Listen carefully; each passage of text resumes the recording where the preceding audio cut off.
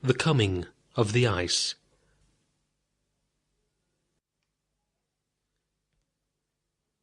It's strange to be alone, and so cold, to be the last man on earth. The snow drives silently about me, ceaselessly, drearily, and I am isolated in this tiny, white, indistinguishable corner of a blurred world, surely the loneliest creature in the universe. How many thousands of years is it since I last knew the true companionship? For a long time I've been lonely, but there were people, creatures of flesh and blood. Now they are gone. Now I have not even the stars to keep me company, for they are all lost in an infinity of snow and twilight here below. If only I could know how long it has been since first I was imprisoned upon the earth. It cannot matter now, and yet some strange dissatisfaction, some faint instinct asks over and over in my throbbing ears, "What year? What year?" It was in the year 1930 that the great thing began in my life. There was then a very great man who performed operations on his fellows to compose their vitals. We called such men surgeons. John Grandon wore the title Sir before his name, in indication of nobility by birth, according to the prevailing standards in England. But surgery was only a hobby of Sir John's, if I must be precise, for while he had achieved an enormous reputation as a surgeon, he always felt that his real work lay in the experimental end of his profession. He was, in a way, a dreamer, but a dreamer who could make his dreams come true. I was a very close friend of Sir John's. In fact, we shared the same apartments in London. I've never forgotten that day when he first mentioned to me his momentous discovery. I had just come in from a long sleigh ride in the country with Alice. I was seated drowsily in the window seat, writing idly in my mind a description of the wind and the snow and the grey twilight of the evening. It's strange, is it not, that my tale should begin and end with the snow and the twilight. Sir John opened suddenly a door at one end of the room and came hurrying across to another door. He looked at me, grinning, rather like a triumphant maniac. "It's coming!" he cried without pausing. "I've almost got it!" I smiled at him. He looked very ludicrous at that moment. "What have you got?" I asked. "Good Lord, man, the secret, the secret!" And then he was gone again, the door closing upon his victorious cry, "The secret!" I was, of course, amused, but I was also very much interested. I knew Sir John well enough to realize that, however amazing his appearance might be, there would be nothing absurd about his secret, whatever it was. But it was useless to speculate. I could only hope for enlightenment at dinner. So I immersed myself in one of the surgeon's volumes from his fine library of imagination, and waited. I think the book was one of Mr. H.G. Wells, probably The Sleeper Awakes, or some other of his brilliant fantasies and predictions, for I was in a mood conducive to belief in almost anything when, later, we sat down together across the table. I only wish I could give some idea of the atmosphere that permeated our apartments. The reality it lent to whatever was vast and amazing and strange. You could then, whoever you are, understand a little the ease with which I accepted Sir John's new discovery. He began to explain it to me at once, as though he could keep it to himself no longer. "Did you think I'd gone mad, Dennell?" he asked. "I quite wonder that I haven't. Why, I have been studying for many years, for most of my life, on this problem, and suddenly I've solved it. Or rather, I'm afraid I've solved another one much greater." "Tell me about it, but for God's sake, don't be technical." "Right," he said. Then he paused. "Dennell, it's magnificent. It will change everything that's in the world." His eyes held mine suddenly with the fatality of a hypnotist's. "Dennell, it's the secret of eternal life," he said. "Good Lord, Sir John," I cried, half inclined to laugh. "I mean it," he said. You know I've spent most of my life studying the processes of birth, trying to find out precisely what went on in the whole history of conception." "You have found out?" "No, that's just what amuses me. I've discovered something else without knowing yet what causes either process. I don't want to be technical, and I know very little of what actually takes place myself, but I can try to give you some idea of it. It's thousands, perhaps millions of years since Sir John explained to me. What little I understood at the time I may have forgotten, yet I try to reproduce what I can of his theory. "In my study of the processes of birth," he began, "I discovered the rudiments of an action which takes place in the bodies of both men and women.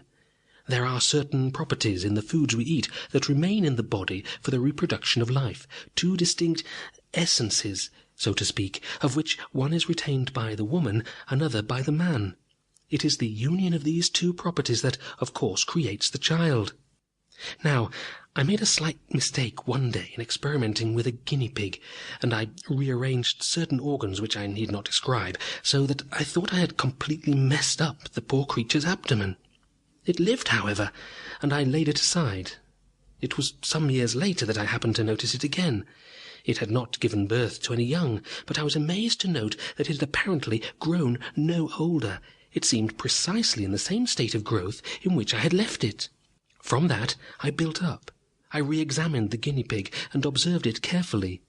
I need not detail my studies, but in the end I found that my mistake had in reality been a momentous discovery. I found that I had only to close certain organs, to rearrange certain ducts, and to open certain dormant organs, and, mirabile dictu, the whole process of reproduction was changed. You have heard, of course, that our bodies are continually changing, hour by hour, minute by minute, so that every few years we have been literally reborn. Some such principle as this seems to operate in reproduction, except that instead of the old body being replaced by the new, and in its form, approximately, the new body is created apart from it. It is the creation of children that causes us to die, it would seem, because if this activity is, so to speak, dammed up or turned aside into new channels, the reproduction operates on the old body, renewing it continually. It's very obscure and very absurd, is it not? But the most absurd part of it is that it's true. Whatever the true explanation may be, the fact remains that the operation can be done, that it actually prolongs life indefinitely, and that I alone know the secret. Sir John told me a great deal more, but after all, I think it amounted to little more than this. It would be impossible for me to express the great hold this discovery took upon my mind the moment he recounted it. From the very first, under the spell of his personality, I believed, and I knew he was speaking the truth, and it opened up before me new vistas. I began to see myself become suddenly eternal, never again to know the fear of death. I could see myself storing up, century after century, an amplitude of wisdom and experience that would make me truly a god. "Sir John," I cried long before he was finished, "you must perform the operation on me." "But, Dennell, you're too hasty. You must not put yourself so rashly into my hands." "You have perfected the operation, haven't you?" "That's true," he said. "You must try it out on somebody, must you not?" "Yes, of course, and yet somehow, Dennell, I'm afraid. I can't help feeling that man is not yet prepared for such a vast thing. There are sacrifices. One must give up all love and all sensual pleasure. This operation not only takes away the mere fact of reproduction, but it deprives one of all the things that go with sex, all love, all sense of beauty, all feeling for poetry and the arts. It leaves only the few emotions, selfish emotions that are necessary to self-preservation. Do you not see? One becomes an intellect, nothing more, a cold apotheosis of reason, and I, for one, cannot face such a thing calmly. But, Sir John, like many fears, it's largely horrible in the foresight. After you've changed your nature, you cannot regret it. What you are would be as horrible an idea to you afterwards as the thought of what you will be seems now. True, I know, but it's hard to face, nevertheless. I'm not afraid to face it." "You don't understand, Dennell. I am afraid.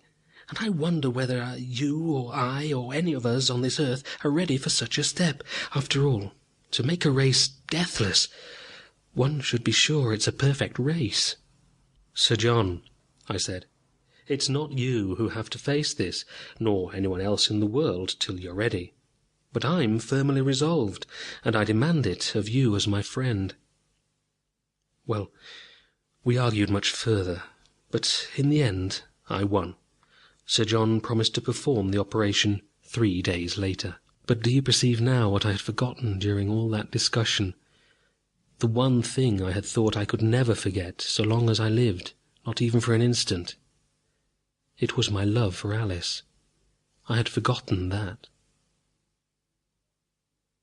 I cannot write here all the infinity of emotions I experienced later, when, with Alice in my arms, it suddenly came upon me what I had done. Ages ago I have forgotten how to feel. I could name now 1,000 feelings I used to have, but I can no longer even understand them, for only the heart can understand the heart, and the intellect only the intellect. With Alice in my arms, I told the whole story. It was she who, with her quick instinct, grasped what I had never noticed. "But, Carl," she cried, "don't you see? It will mean that we can never be married." And for the first time I understood. If only I could recapture some conception of that love. I have always known, since the last shred of comprehension slipped from me, that I lost something very wonderful when I lost love. But what does it matter? I lost Alice too, and I could not have known love again without her. We were very sad and very tragic that night. For hours and hours we argued the question over, but I felt somewhat that I was inextricably caught in my fate, that I could not retreat now from my resolve. I was perhaps very schoolboyish, but I felt it would be cowardice to back out now. But it was Alice again who perceived a final aspect of the matter. "Carl," she said to me, her lips very close to mine, "it need not come between our love. After all, ours would be a poor sort of love if it were not more of the mind than of the flesh. We shall remain lovers, but we shall forget mere carnal desire. I shall submit to that operation too." And I could not shake her from her resolve. I would speak of danger that I could not let her face, but after the fashion of women she disarmed me with the accusation that I didn't love her, that I did not want her love, that I was trying to escape from love. What answer had I for that, but that I loved her and would do anything in the world not to lose her? I've wondered sometimes since whether we might have known the love of the mind. Is love something entirely of the flesh? Something created by an ironic God merely to propagate his race? Or can there be love without emotion, love without passion, love between two cold intellects? I don't know. I did not ask then. I accepted anything that would make our way more easy. There's no need to draw out the tale. Already my hand wavers, and my time grows short. Soon there will be no more of me, no more of my tale, no more of mankind. There will be only the snow and the ice and the cold. 3 days later I entered John's hospital with Alice on my arm. All my affairs, and they were few enough, were in order. I had insisted that Alice wait until I had come safely through the operation before she submitted to it. I had been carefully starved for 2 days, and I was lost in an unreal world of white walls and white clothes and white lights, drunk with my dreams of the future. When I was wheeled into the operating room on the long, hard table, for a moment it shone with brilliant distinctness, a neat, methodical white chamber, tall and more or less circular. Then I was beneath the glare of soft white lights, and the room faded into a misty vagueness, from which little steel rays flashed and quivered from silvery cold instruments. For a moment our hands, Sir John's and mine, gripped, and we were saying goodbye, for a little while, in the way men say these things. Then I felt the warm touch of Alice's lips upon mine, and I felt sudden painful things I can't describe, that I could not have described then. For a moment I felt that I must rise and cry out that I could not do it, but the feeling passed, and I was passive. Something was pressed about my mouth and nose, something with an ethereal smell. Staring eyes swam about me from behind their white masks. I struggled instinctively, but in vain. I was held securely. Infinitesimal points of light began to wave back and forth on a pitch-black background. A great hollow buzzing echoed in my head. My head seemed suddenly to have become all throat, a great cavernous, empty throat in which sounds and lights were mingled together in a swift rhythm, approaching, receding eternally. Then I think there were dreams, but I've forgotten them. I began to emerge from the effects of the ether. Everything was dim, but I could perceive Alice beside me and Sir John. "Bravely done," Sir John was saying, and Alice, too, was saying something, but I cannot remember what. For a long while we talked, I speaking the nonsense of those who were coming out from under the ether, they teasing me a little solemnly. But after a while I became aware of the fact that they were about to leave. Suddenly, God knows why, I knew that they must not leave. Something cried in the back of my head that they must stay. One cannot explain these things, except by after events. I began to press them to remain, but they smiled and said they must get their dinner. I commanded them not to go, but they spoke kindly and said they would be back before long.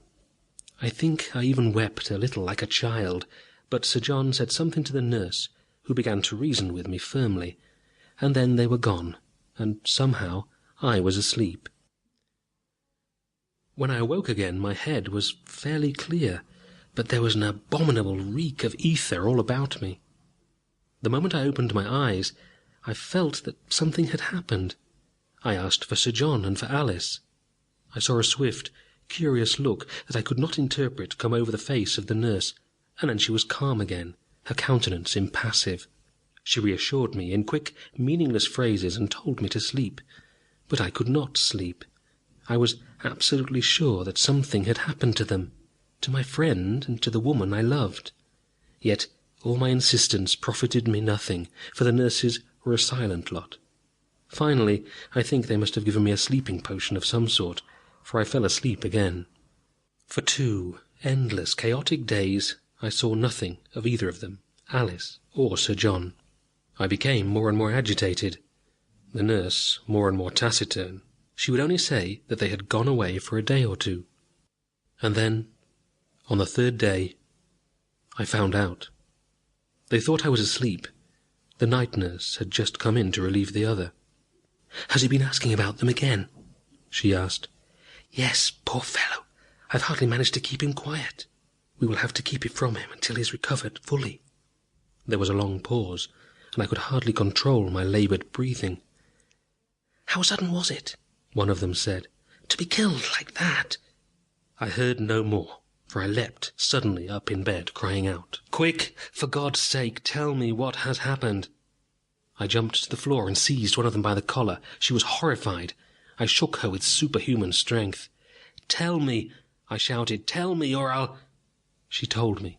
What else could she do? "They were killed in an accident," she gasped. "In a taxi, a collision, the Strand."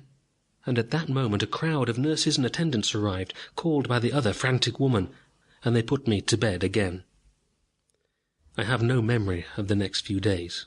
I was in delirium, and I was never told what I said during my ravings, nor can I express the feelings I was saturated with when at last I regained my mind again. Between my old emotions and any attempt to put them into words, or even to remember them, lies always that insurmountable wall of my change. I can't understand what I must have felt. I cannot express it. I only know that for weeks I was sunk in a misery beyond any misery I had ever imagined before. The only 2 friends I had on earth were gone to me. I was left alone. And for the first time I began to see before me all these endless years that would be the same, dull, lonely. Yet I recovered. I could feel each day the growth of a strange new vigour in my limbs, a vast force that was something tangibly expressive to eternal life. Slowly my anguish began to die. After a week more, I began to understand how my emotions were leaving me, how love and beauty and everything of which poetry was made, how all this was going. I couldn't bear the thought at first. I would look at the golden sunlight and the blue shadow of the wind, and I would say, "God, how beautiful!" And the words would echo meaninglessly in my ears. Or I would remember Alice's face, that face I had once loved so inextinguishably, and I would weep and clutch my forehead and clench my fists, crying, "Oh God, how can I live without her?" Yet there would be a little strange fancy in my head at the same moment saying, "Who is this Alice? You know no such person."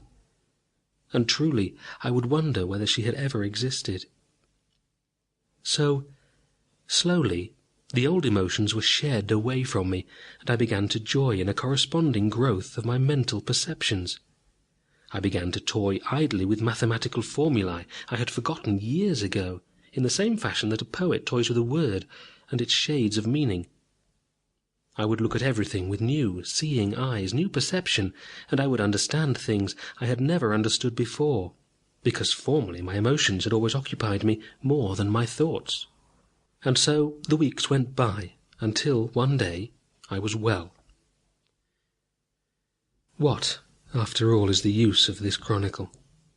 Surely there will never be men to read it. I have heard them say that the snow will never go. I will be buried. It will be buried with me, and it will be the end of us both. Yet somehow it eases my weary soul a little to write. Need I say that I lived, thereafter, many thousands of years until this day? I cannot detail that life. It's a long round of new, fantastic impressions, coming dreamlike one after another, melting into each other. In looking back, as in looking back upon dreams, I seem to recall only a few isolated periods clearly, and it seems that my imagination must have filled in the swift movement between episodes. I think now, of necessity, in terms of centuries and millenniums rather than days and months. The snow blows terribly about my little fire, and I know it will soon gather courage to quench us both. Years passed, at first with a sort of clear wonder. I watched things that took place everywhere in the world. I studied. The other students were much amazed to see me, a man of 30-odd, coming back to college. "But Judas Dennell, you've already got your Ph.D. What more do you want?" So they would all ask me, and I would reply, "I want an M.D. and an F.R.C.S. I didn't tell them that I wanted degrees in law, too, and in biology, and chemistry, in architecture and engineering, in psychology and philosophy. Even so, I believe they thought me mad. But poor fools, I would think. They can hardly realize that I have all of eternity before me to study. I went to school for many decades. I would pass from university to university, leisurely gathering all the fruits of every subject I took up, revelling in study as no student revelled ever before. There was no need of hurry in my life, no fear of death too soon. There was a magnificence of vigour in my body, and a magnificence of vision and clarity in my brain. I felt myself a superman.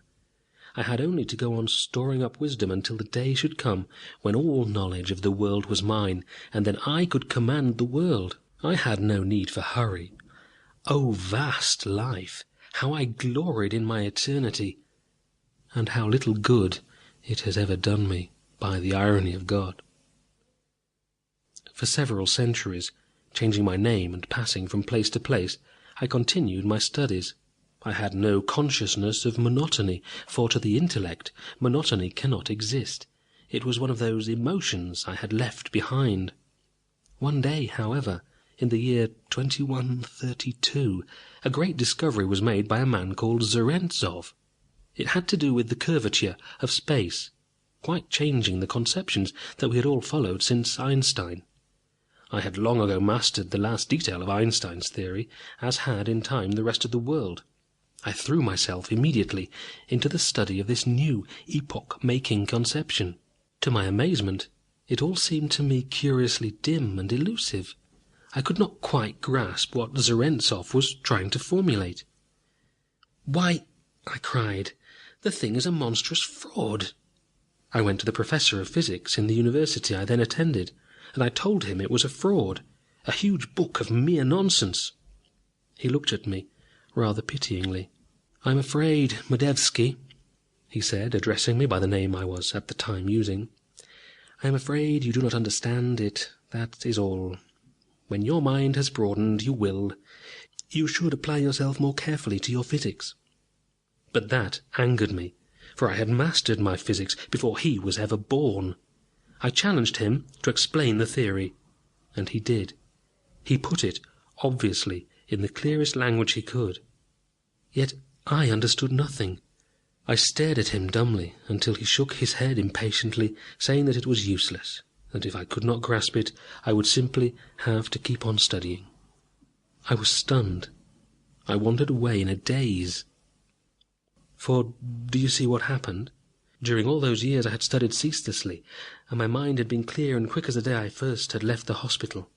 But all the time I had been able to only remain what I was, an extraordinary intelligent man of the 20th century, and the rest of the race had been progressing. It had been swiftly gathering knowledge and power and ability all that time, faster and faster, while I had been only remaining still. And now here was Zarentzov and the teachers of the universities, and probably 100 intelligent men who had all outstripped me. I was being left behind. And that is what happened. I need not dilate further upon it. By the end of that century I had been left behind by all the students of the world, and I never did understand Zarentzov. Other men came with other theories, and these theories were accepted by the world, but I could not understand them. My intellectual life was at an end. I had nothing more to understand. I knew everything I was capable of knowing, and thenceforth I could only play wearily with the old ideas. Many things happened in the world. A time came when the East and West, two mighty unified hemispheres, rose up in arms, the civil war of a planet. I recall only chaotic visions of fire and thunder and hell. It was all incomprehensible to me, like a bizarre dream. Things happened. People rushed about, but I never knew what they were doing. I lurked during all that time in a tiny, shuddering hole in the city of Yokohama, and by miracle I survived. And the East won.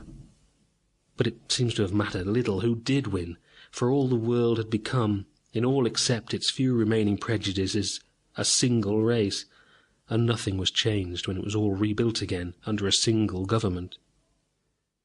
I saw the first of the strange creatures who appeared among us in the year 6371, men who were later known to be from the planet Venus. But they were repulsed, for they were savages compared with the Earthmen, although they were about equal to the people of my own century, 1900. Those of them who did not perish of the cold after the intense warmth of their world, and those who were not killed by our hands, those few returned silently home again. And I have always regretted that I had not the courage to go with them. I watched a time when the world reached perfection in mechanics, when men could accomplish anything with a touch of the finger. Strange men, these creatures of the 100th century, men with huge brains and tiny shriveled bodies, atrophied limbs and slow, ponderous movements on their little conveyances. It was I with my ancient compunctions who shuddered when at last they put to death all the perverts, the criminals, and the insane, ridding the world of the scum for which they had no more need. It was then that I was forced to produce my tattered old papers proving my identity and my story. They knew it was true in some strange fashion of theirs, and thereafter I was kept on exhibition as an archaic survival. I saw the world made immortal through the new invention of a man called Cathol, who used somewhat the same method legend decreed had been used upon me.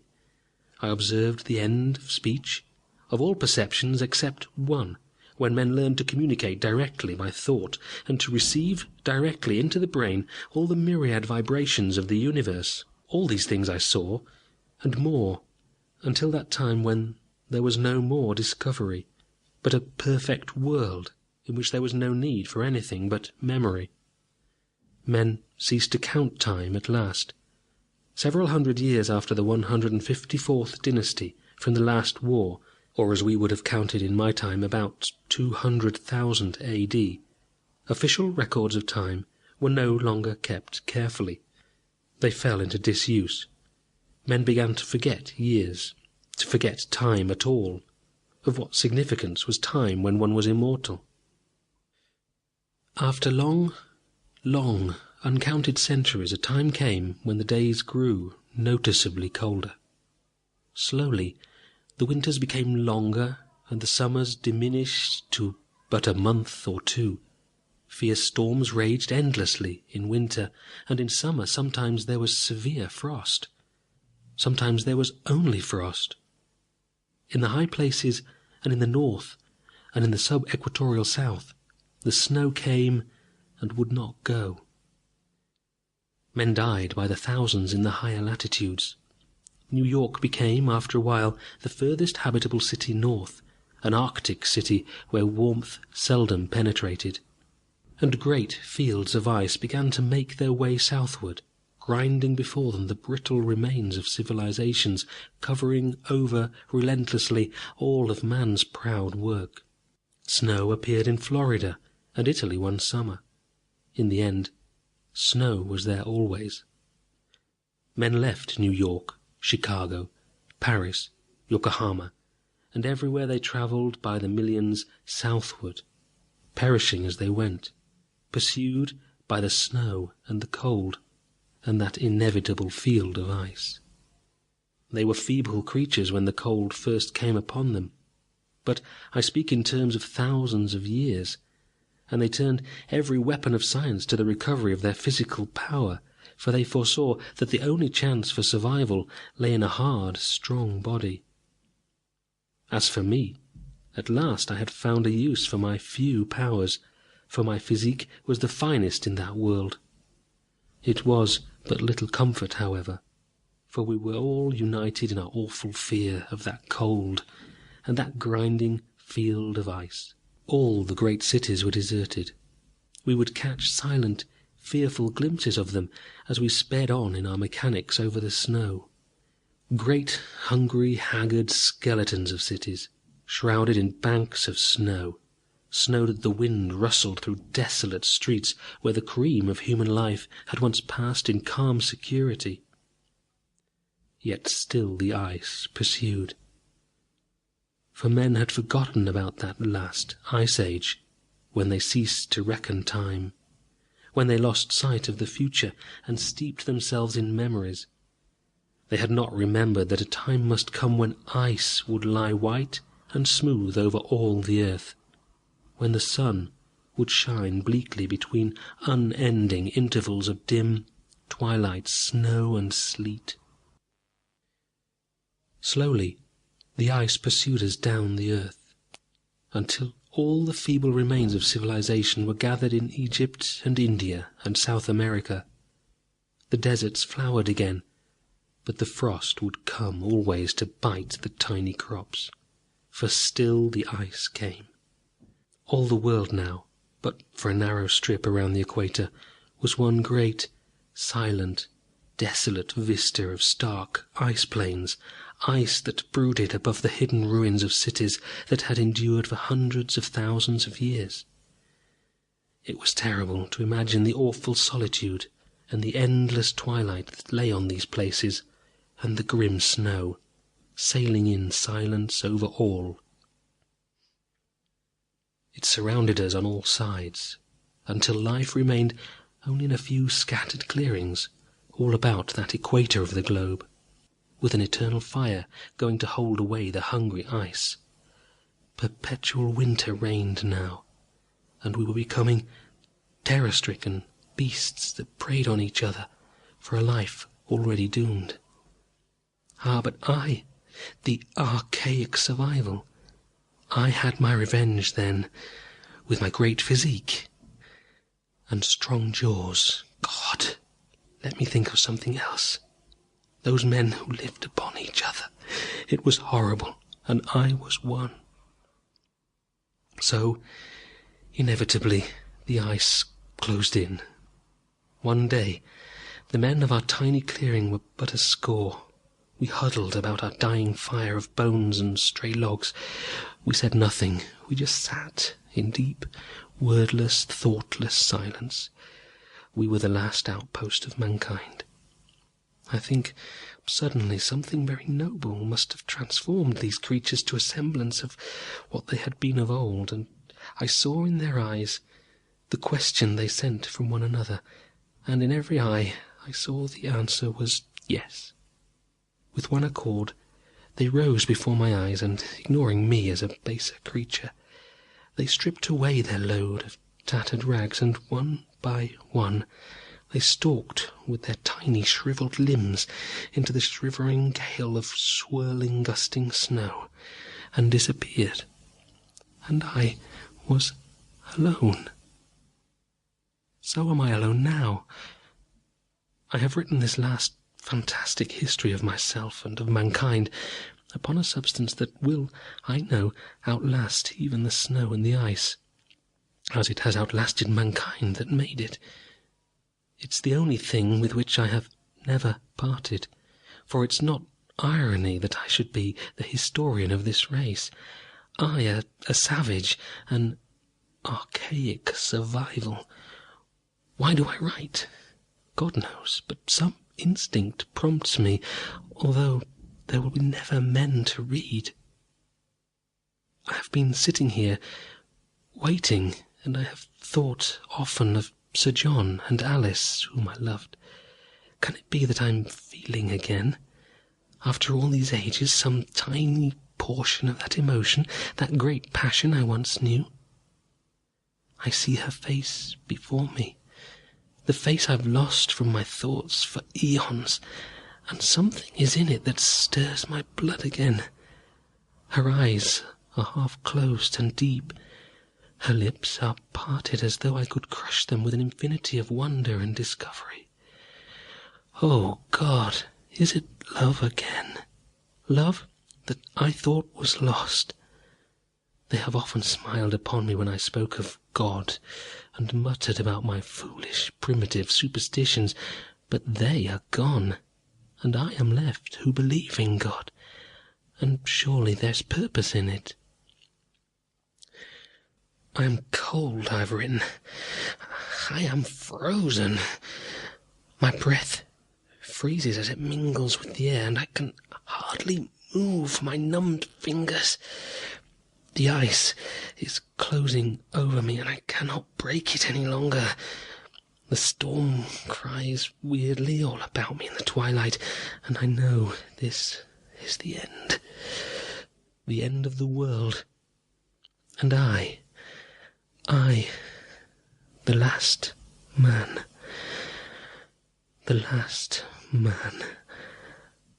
I'm cold, but is it you, Alice? Is it you?